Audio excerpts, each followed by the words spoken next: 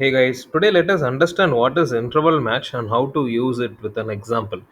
So what I have got a simple data set with student marks and their corresponding grades. Okay, so I have this list of students with their marks.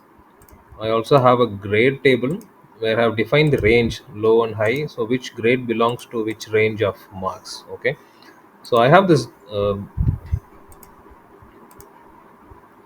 So I have this data set popular already in brought into Qlik. So now we have to link this mark, which is a discrete, a single discrete column, right, or a continuous column. So this value has to be linked to this range of low and high. So we have to see whether which marks falls into which range, right, and then accordingly we have to classify it, the grade, right. So this is where interval match helps us to link one field to a range of fields. Okay, so I have the script, I have the marks, student and marks, I have the grade, low, high, and grade. So now what I'm going to do is I'm going to use interval match. I'm going to define the field marks. So this is the field I'm going to match with this range. Okay, so I'm going to bring in the range code low and high.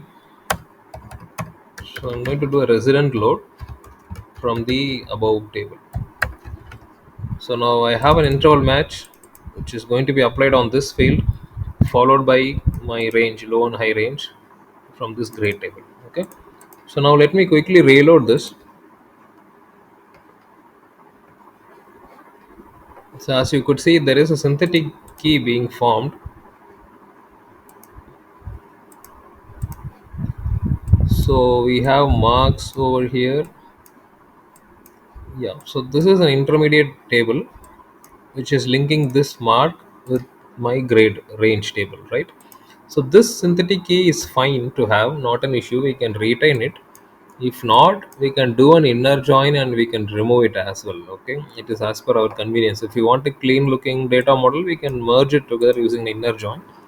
If not, there's nothing wrong in having the synthetic key. Okay, so this is how our model looks like. So let me do a inner join. Let me reload this so that my model looks little cleaner. Okay, so now I have got the marks and grade. So now let me go to sheet, and we'll create a simple table chart and we'll visualize it.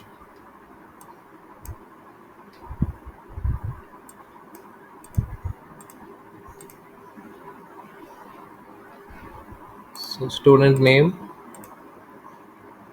mark, and the grade. So now the mark and grade are all associated, and we could see A grade, right? So as per our example, anything above 95 and above, it's A. Thing from 75 to 84 is C. Okay, so you could see the corresponding grades are assigned to marks, right? So this is one example. So with marks, so this can be a date, this can be a date, and this can be a date range. So we can try to match whether this particular timestamp falls in between this. So it varies as per our scenario, right? So wherever we want to map a discrete value to a range, then interval match can help us out. Okay, so hope we got some basic understanding of interval match. Please do let me know in the comment section for any clarification. Thanks for watching.